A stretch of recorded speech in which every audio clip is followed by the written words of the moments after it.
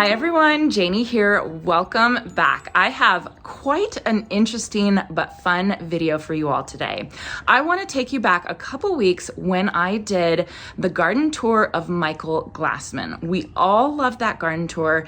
It was beautiful, and I think the reason why we loved it so much not only was his passion, but also the beautiful artwork that was in his garden. So Michael put me in contact with Wes Horn right here, sculptor, and along with his mother, Donna Billick, sculptor as well. They both specialize in outdoor installations, and I am here at their studio in Davis today, and they've agreed to tour me around so I can see their methods, the studio, and also some of their beautiful outdoor artwork that they have here. So I am so excited. Thank you both for letting me be here today. We really, really appreciate it. Well, thank you for the opportunity to speak out to the community. All right, let me turn the camera around and we will get started. Right on. Okay, so Donna and Wes, we are here at your beautiful working studio, might I add. Really, really neat to see all the pieces in process. Where do you want to start? Do you mind showing us a couple? Let's start at the far end of the yard, because Okay. then you can see all the benches and Wes can tell you about them. Okay, wonderful. So we're here in beautiful Yolo County, west of Davis, on a 4.5 acre piece of property. I'm the second generation of two generations really of artists. Beginning with my mother. She purchased this property in 1987, the year I was born. Nice. And built the studio complex behind you. The house was existing, but basically over these two generations now, we've built a whole collection of mostly outdoor, durable public sculpture with a real leaning towards cement, mosaic, ceramic, and steel, really durable outdoor mediums that are time-tested and really good for gardens and public areas. That's wonderful. So we have a whole number of examples around the state of public installations, but also here at our property we've accumulated some stuff as well. So we'll just kind of walk you through our gardens and talk a little bit about what we make and how we feel it fits into gardens and how it complements outdoor spaces and what our sort of methodology and our materials and our ideas are.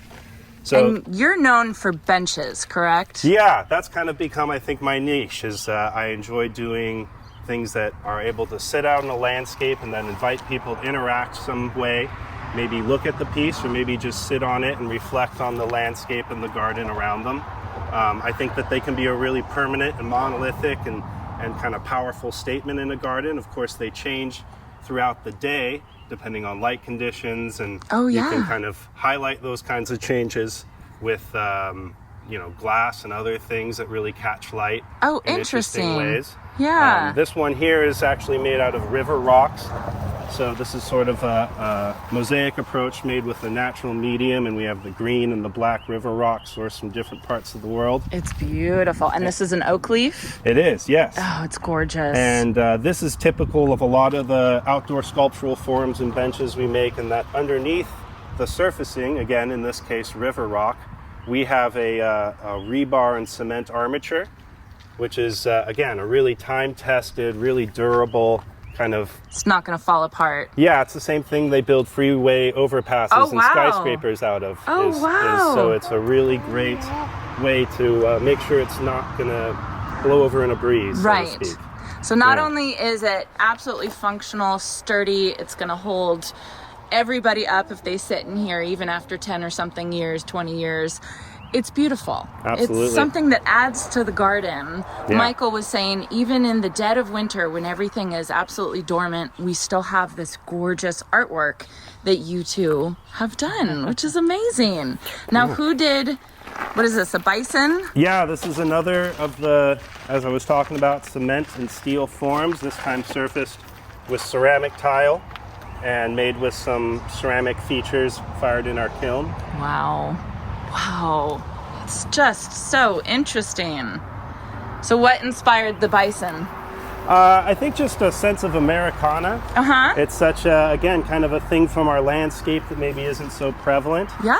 But, and then the color is maybe like a pop art reference. Right. Something eye-catching and also kind of a an ode to Americana. Right, something that's going to pop in the garden, you know, and give that feel that you're looking for. Oh, I love it, Wes. It's beautiful. Now, Donna, is this hand over here yours? Yes, that was actually a sample model for a light rail station that I did in right by the San Francisco International Airport. Oh, wow. Yeah, I got the commission, and there's 40 benches there. But this was just a way of showing. Yes, we are by the airport. We have a little airport over there. Airport there. So this is terrazzo, and it's again that stone and rock and marble and granite. Oh, it's gorgeous, Donna. It's so beautiful. I love the hands that you do. Oh, thank you. We'll see some other hands that she sculpts, and they're insane. Really beautiful. Wes, this looks like one of yours. Yeah, so similar materials, this time put to more of a two-dimensional or mural application. We have some more mosaic, but also featuring some handmade ceramic salmon there. Beautiful. Again, an ode to nature and natural cycles. Fish are something that appear a lot in my artwork because I enjoy fishing, and I also enjoy a lot of the natural spaces where you find fish. Oh, I love that. So that shows up a lot. Oh, that's wonderful. I saw the West Sacramento one you're working on That's now. right, yeah. All fish. I just love it. Wonderful. Wes, tell us about your open studio days. Yeah, so big part of the studio and even just our public art process has always been public engagement. I think we consider ceramics and mosaic to be a folk medium, which means folks can do it. It's approachable as long as you have some of the materials and equipment, which we do. Right. So kind of continuing that tradition, certainly on a weekly basis. I have a Sunday, Monday open studio hours. It's from 4 to 6 on Sundays and 6 to 8 on Mondays, and you're welcome to reach out. I imagine my website or something will be in the description. Absolutely, so if you're and in your the area, Instagram as well. And these are interesting materials to you and you'd like to know more, you're welcome to join us. So any amateur can come, or do you have to have somewhat of a background? No, any level or experience. In fact, a lot of the other kind of public engagement I've been doing recently is in schools. Donna also has a big past and history of that. So anywhere from preschool all up through high school. I think we have some examples of some of the school work we've done, but we can literally approach anyone and have them make something that they're successful and happy about. How fun. And would this art be acceptable to go into a garden? Very much so. It just comes down to kind of temperatures that you fire the clay, making sure that there's not going to be any issues with like a freeze-thaw cycle. Right. But that's part of the reason we love these materials so much, is that they don't suffer any UV deterioration. Right. They don't suffer from freeze-thaw cycles. You know, there's some amazing, exciting, for me, photos in like anthropology where they'll be going to 3,000-year-old mosaics, and they'll be digging down through like 3 feet of topsoil that's accumulated, and they'll get to a floor mosaic, and they'll take a sponge, just a sponge, and rub it over the tile, and it'll look like the day it was laid. Wow. So things like that, I think, are as good as evidence as any that we're devoting our efforts to something that's going to last and is going to be not a deteriorating component of whatever landscape it's in. Durable something. Well, that's wonderful. So if any of you are looking for some beautiful art in your garden, maybe you can't afford a Wes Horn original or a Donna Billick original, come to the studio on an open studio day and make some yourself. Make some with your family, make some with your kids. I'm planning to take my girls here. I think that would be so fun to add some of this into our garden. All right, let's go take a look over here at this beautiful place. First off, Donna, what is this? Is this? That's a wisteria vine. I was gonna Unbelievably. Holy moly! Holy I am moly. sorry. I just have to. How old is this? Oh my gosh. Was it here when you moved in? That when I first moved onto you the did. property, so it's about 36 years ago. It looks like a piece of sculpture in itself. Yes. Right? It's wrapped around and married itself to those palm trees. Oh, it's beautiful. And it just bowers this beautiful purple flower. That's and incredible. The smell as you walk through there is just breathtaking. Now, you both spend part of the year in Mexico, I correct? spend a chunk of time in Mexico because I have a studio called Todos Artes Oh, nice. down there. So we're continuing the tradition down there. Wes and I have worked on some grand public murals that include Mexicans and the Heaven on Earth workshop that I have been doing for the last 12 years. Stopped with the pandemic, but Yeah. So that's wonderful. So we get to enjoy your art here in California. Yes. And also down in Mexico, they Yeah. get to enjoy your art as well. Donna, can you tell us about your hands over here? This piece is called Give and Take, and it was a piece that I originally made, and there is a mold. So there's a fountain that Helen Thompson has in her yard. She's our councilwoman. Okay. Yeah, so anyways, the format of these hands is you can configure them any way you want. They can be out in the garden. In the original, this was set up so that water was passing over the I tip love and it. into a basin. I love yeah, this. so fountains is something that can be done with it's these beautiful. materials. I can imagine just having the fountains. You've done a fountain in Davis, correct? I did one at the Jewish Fellowship Hall, and I've Okay. done a few in Davis. Nice. And then there is a fountain here that's not currently on, but tribute I did in memory of my father. It's beautiful. Oh, I see. Yeah. Donald Michael Billick. Yeah. Oh, that's and wonderful. then we put this garden together in his honor.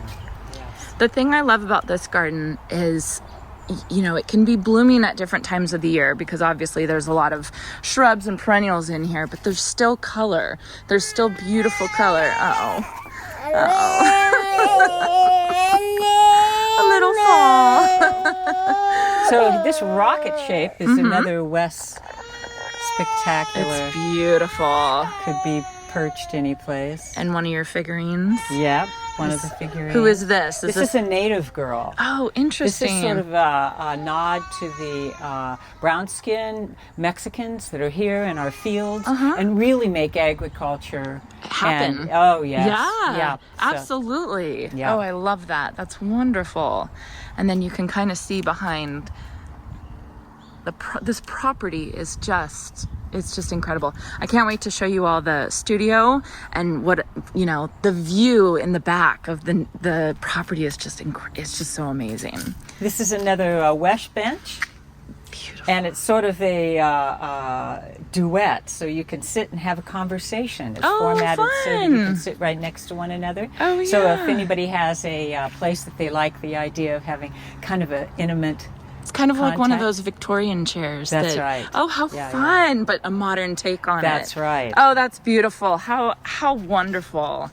Okay, so we are walking into the working studio. Is that what you all call yes, it? this is the working studio. It's set up sort of like a California barn. Oh. So you have the center, which is a pretty high ceiling. Mm-hmm.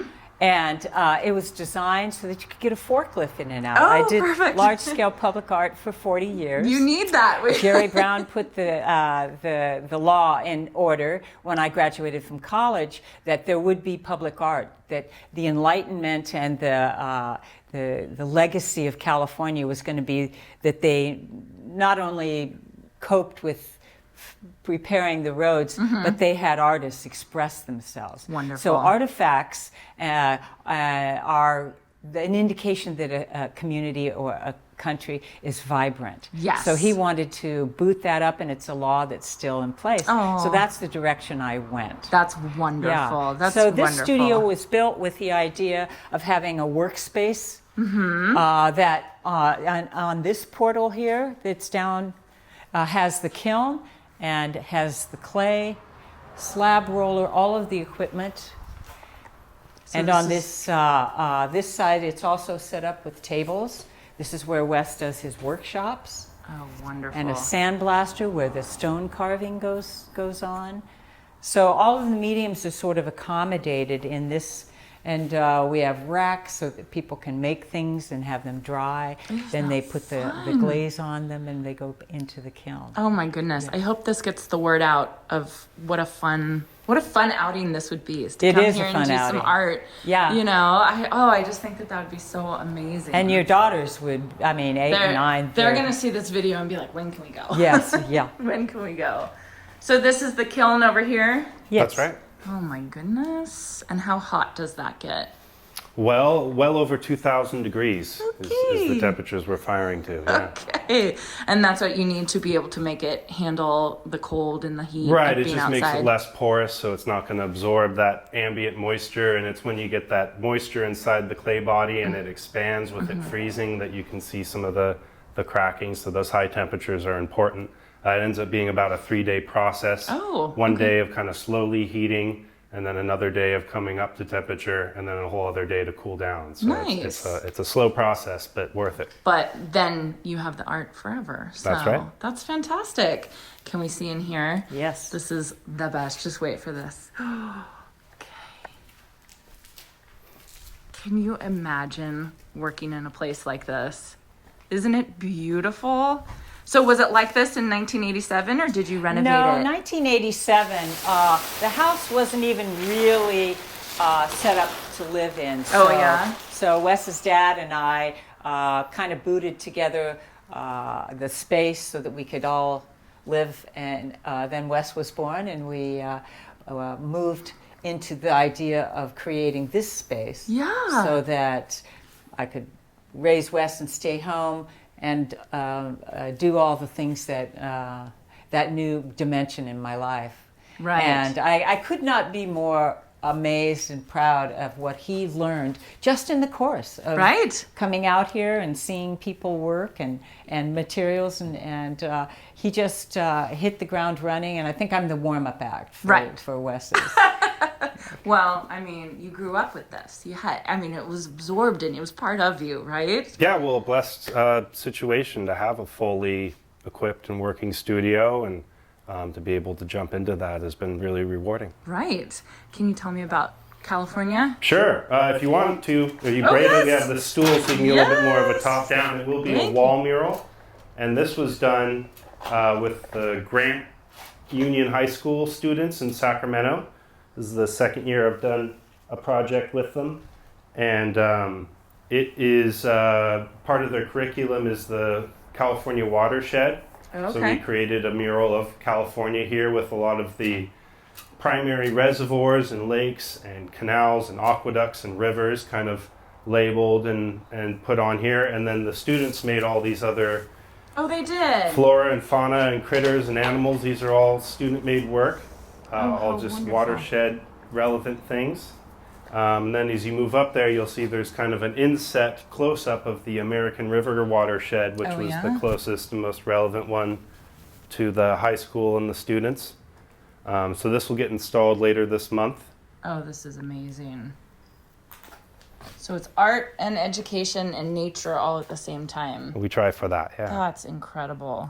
Wes, can you tell us about this work in progress piece? Yeah, so this is another one being installed late this year or next, and this is for the city of West Sacramento. Where is it going to go? Well, they're doing a renovation improvement of their Southport waterfront trail, Oh, okay. which is the trail going along the Sacramento River as you go south from more or less the 80 overpass and the canal there. Mm-hmm. So they'll have some more parking and bathrooms and access points and better trail. And so they had an art budget associated with that. This will be one of 2 pieces. Oh, okay. This one is a fish mandala that will have all the major players of the Sacramento River as far as fish species on there, and they'll be labeled. And then the other one will be a totem with some birds, Local birds Birds as well. as well, yeah. So more education mixed with art, mixed with Yeah. science, nature. yeah, inform and I see a pattern here, you guys. Well, you know, I noticed in raising Wes that the hands-on experiential-based learning was really the most appropriate way to have the curriculum stick. Right. Rather than sitting in a classroom passively and having Right. somebody speak 100%. at you. Instead, it was an 100%. interactive. I am distracted. This piece. Tell us about this piece. This piece is a piece that's going to be installed up in Winters, California. Okay. It's for a woman, Lisa Gaines and Richard. And they wanted something that was like a tapestry of the things that are going on their property. She has horses and dogs and turkeys. They raise blood oranges, and they have a throng of little toads. Little toads out Yeah, there. so you can see Oh, this is all wonderful. these are, and then a lot of oak leaves, right? Yeah.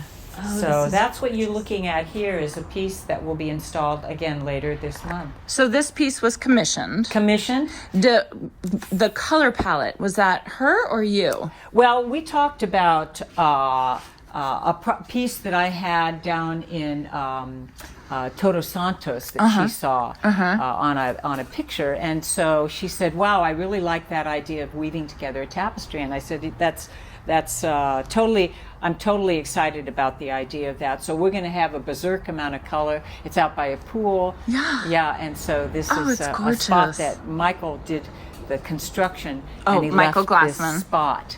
For you. Yeah, Oh, he's I been love so it. supportive of Wes and I's work because he knows that it goes out into the yard and the garden. He loves. Yeah. I mean, when you hear him talk about your work, and then now that I've seen it, I can see why he loves it so much, because it really does bring another element that's missing in a garden, Yes. right?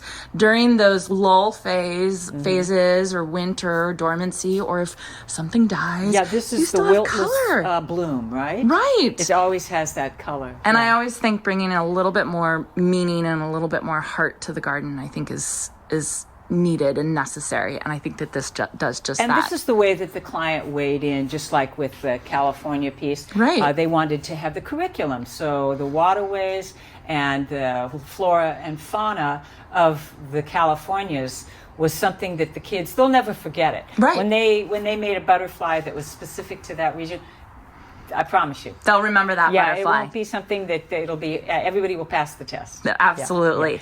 And then Now, future.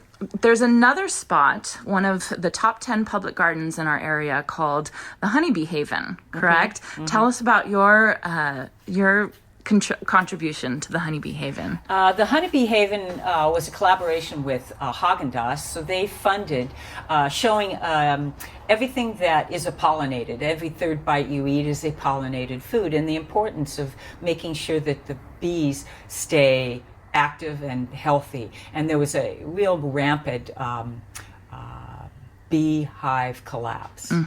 And so the way that they're approaching that is to make a demonstration garden. And there are, it's a Harry Laidlaw is a facility where they do research. So we had Dr. Diane Allman and I, who created the Art Science Fusion, were able to take students out, open the hives, kind of fall in love. We're making tree huggers and bee lovers, and because I think if there's environmental problems that can be solved, it needs to be solved by kids the age of Max and your kids, Right. Up through, so that when it's the handoff, there are some strategies. Like what can we do to They're help ready this? to go. Yeah, to make this go. Oh, that's wonderful. So there's many art pieces in that including Honeybee yours Haven. Yeah. in the front, right? Yeah, big, ginormous bee, probably one of the biggest bees on planet Earth. So I cannot believe I have yet to be to the Honeybee Haven, but just know, everyone, that I will be going and doing a tour of it very shortly. So that's why I wanted Donna to talk about it a little bit, so that when we do see your piece there, we can remember that it's yours. Honeybee Haven. Yeah. Well, thank you both so much. Oh my gosh, it was a pleasure Yeah. to bring the community in and support the idea of people putting their hands onto the clay. in Wes's Yes. workshops. I mean, I have to be honest, I am a novice when it comes to art, and everything that's involved with this, but I can see how much this can add to someone's life, just starting to add a little bit of that art with the science and with the nature, what it can actually do, right? And a lot of people watching this video are gardeners, and I think that Michael first inspired all of us to start adding some art into the garden, and I think you guys, both of you, you are taking us all the way through and showing us what it can really do for us gardeners. So I really appreciate you both taking the time to share your place with us. It's a great collaboration here today with you. Thank you. To share this. Thank so, you. Donna, what do you think about taking us to the Arboretum? Let's go. Enjoy. Wes, we'll leave you here with your son. Thank you so very much. Thanks for your kind words and for sharing. Yeah. Yeah, and I will link his website and the Instagram in the description down below. So we are entering the UC Davis Arboretum, which is an epic, magnificent demonstration of plants from all over the world. So as we enter, we're going through the Ruth Storer drought-tolerant plant garden, which is being used as a experimental art engagement with the undergraduates one year to create a piece called Nature's Gallery.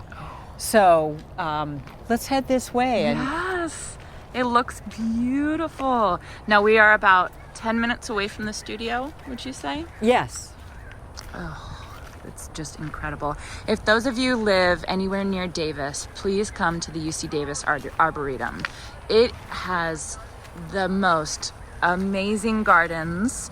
You can see this is the dry garden. The drought tolerant, yes. Drought-tolerant garden, and look at how beautiful it is. Oh, this helps people know what's really appropriate in this kind of a climate and environment. Right. And then the university uses it to show where people might find a place for these beautiful plants. Oh, I gotta be here. Oh, so we're entering what we called Nature's Gallery. And you can see from a distance that it adds a tremendous amount of color. After it was at the U.S. Botanic Garden, it went to the State Fair and showed the students' work in conjunction with the drought-tolerant plants. And then Diane and I, Dr. Ullman and I, took all of the pieces out into the community and had people donate. And you can see on the right and left are the donor plaques. And that made it possible for us to recreate this wall, just like the U.S. Botanic Garden. Donna! Can you see my goodness! The plants, how they inspired the students? So each one of these is labeled so that they can retrieve what it is. This is like a lavender plant. Lavender. Oh, you can see the opuntia, the cactus. Isn't this incredible? Talk about combining nature, education, art. It's all right here. It's all right here. It's all right here. And the thing is this piece was done in 2012. And it's in exactly the condition as when we. So just these like are Wes immortal was saying. mediums. Yes. These are the ones that artifacts come from. But back into the 5th, 4th, 2nd century, all over the world, China, Japan, Italy, Greece. Underneath feet of sand, this can still thrive. Oh, it's just beautiful. I'm sure that you recognize a lot of these plants. I do, but it's so inspiring. So the way that this project started is we got their skill sets together and we had them do the insect related to the plant. Oh my goodness, I didn't even notice the insects. Yeah, the insects were a way. My job was to format this piece so that we could make them into panels that the students could execute in one quarter. Okay, so it's the students who did the sculpting. I did a fair number of these. Diane did some. And then we reached out into the community. Oh, okay. Like there are some people who have stayed with the Art Science Fusion from the community that are a huge pillar of this effort. Wow. So they stepped right up, had never worked really with clay before. And there are a number of these that were done by people on campus and in the community. Wow. So the Art Science Fusion is really designed to be an inclusive paradigm for teaching and learning, to bring the college students and oak leaf hydrangea. Oh my goodness. the community together. Donna, you guys can't see, but my mouth is open. This is incredible. Yeah. So the insects here, these are pollinators, or they're... There are quite a few pests? pollinators. Okay. There are butterflies, but they're insects that are in the canopy of all of these plants. Okay. They depend on these plants, and the plants depend on them. It's a relationship. Oh that my they goodness. have. I need to come and I need to study every square inch of this piece. Are there any gardens in town that feature all of these? No, plants? this became. Diane and I were really fortunate to meet Kathleen Zokolowski, who is the director of the Arboretum. Okay. And she was willing to take a chance. And when we first started out here, this was nothing. It was the hinterlawn. The oak grove had been propagated, but there were herons and stuff that were killing the trees. Oh no! And then what Kathleen and the community did was all of these art pieces that really made these, like this courtyard area, this space, so it's a destination.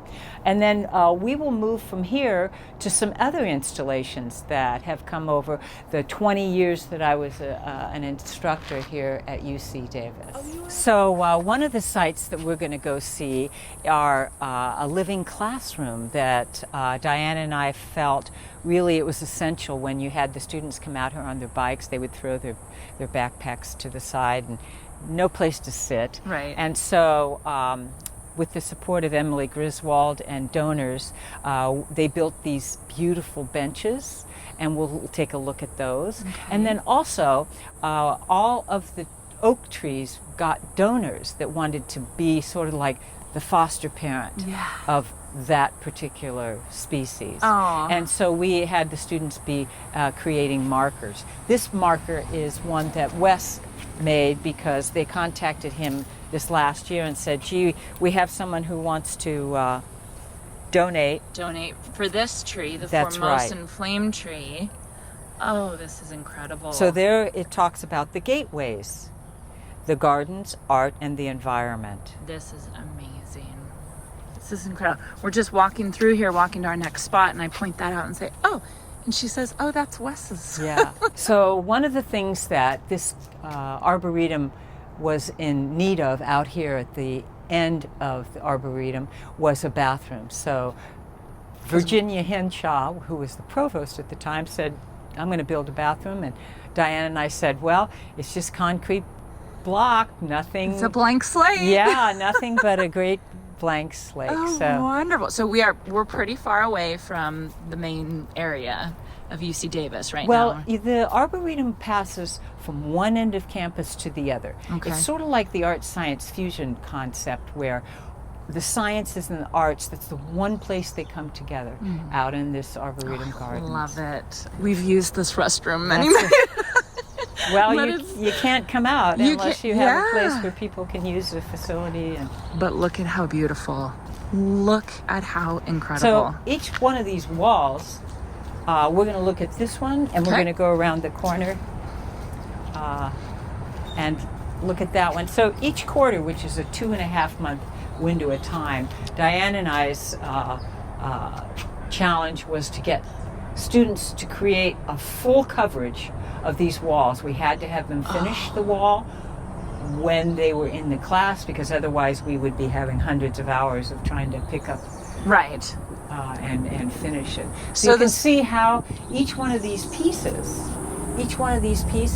Is done by a student? by a student. Oh, And they had to my. research what it is, and they Learn about it. created it, and then they told the others about it. So it was really a collaborative, cooperative learning experience. And how much more is that going to sink into their brains well, by being able to do it this way and learn about it this way? and become associated with their colleagues. Right. Scientists that may never, ever cross the path of an artist. Right. And once you go out in life, you're going to find that you need these relationships. You need to learn how to put it all back together. instead of, 100%. like have these hermetically sealed departments. I'm a scientist. I'm not an artist. No, Yeah, no. and that's something that we eradicated a lot because Yes. the students stepped up. And now this is in honor of the man. It's called the oak family tree, Okay. and it's produced by the Art Science Fusion staff and friends. And it's to honor John Tucker. Now he's the man who came out here many years ago, and the university said, "Yeah, you want to do an oak grove? Yeah, right. Sure. The deer are going to eat those little nibblers." And so he came out, protected them, and watered them. And so the glory and beauty of this beautiful John Tucker. Okay, you guys ready? Yeah. Look at this. This is the John Tucker John Oak Grove. Tucker Oak Grove. Oh my goodness. We will walk through there, right? Yes. And so with this, we wanted to honor the oak tree, which is a major player in that these are all oaks. They come from different parts of the world. They're basically, oaks are the most propagated on the world picture of all the trees. Oh, okay. You have them in Mexico, Persia, you have them China, you have them everywhere in the world, and they look very different, but we'll be able to explore that. So each one of the students picked from the Quercus family. This oak is the Quercus family, and they were able to do an insect and the acorn and the leaf of these trees. Of each so these specific were each tree. one an assignment. Wow. So within that quarter of time, they were able to. Oh, that's incredible. And then we had staff and we had community members come in and make some beautiful things. And then we put up scaffolding. So the last 2 weeks of class, students would come out and they mortared everything to the wall, and then we grouted it. This is incredible. Yeah, it really is. It's really beautiful. So this is the family tree of the Quercus, of the oak. This is incredible. Yeah. This one's going to be epic because each one of these 60-foot crescent bench forms has a theme. One of them is the food chain. Oh. Who eats who eats who eats who? Oh, interesting. And how does life unfold underneath a oak tree? So, just to give you all an idea of the ambiance that's here, we're very warm here in Davis in Yolo County. It's very warm. So to have this protection of the shade of these giant oak trees, it's just a spot in the Arboretum that everybody's drawn to, everybody's pulled to. And you find that there's always somebody here sitting on these beautiful benches. Every time I'm here, there's going to be someone having a picnic out here or having a little date out here, some of the students or something like that. Very, very good idea. It's just incredible. This is the oak circle of life. Each circle in this mosaic surface has this, on this seat wall, depicts a milestone in the life of a mighty English oak, the bur oak. So we just gave each student a date. Okay. And they needed to research if this was a brand new baby tree, what was it going to look like, what was going on. And it shows the whole evolution of 800 years. Oh my goodness. I mean, this goes back as far as Robin Hood. Oh my goodness. And the uses of the oak, a man's wealth and a woman's wealth was considered in what kind of oak trees they actually had. Yeah. Oh, interesting. Because they made boats, they made fencing, they had just every kind of insect and animal found refuge, and the acorns. So the stronger your oak. The stronger your collection of oaks, the more wealth. Interesting. Oh, this is incredible.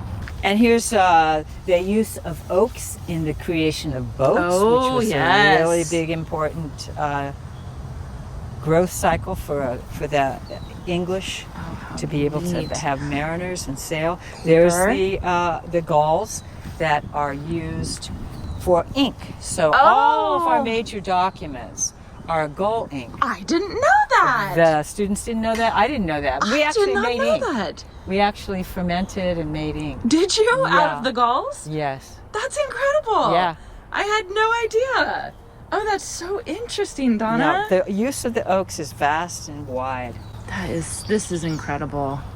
Okay, so this is the circle of life for the oak. Yes. This one is called the oak food chain. okay.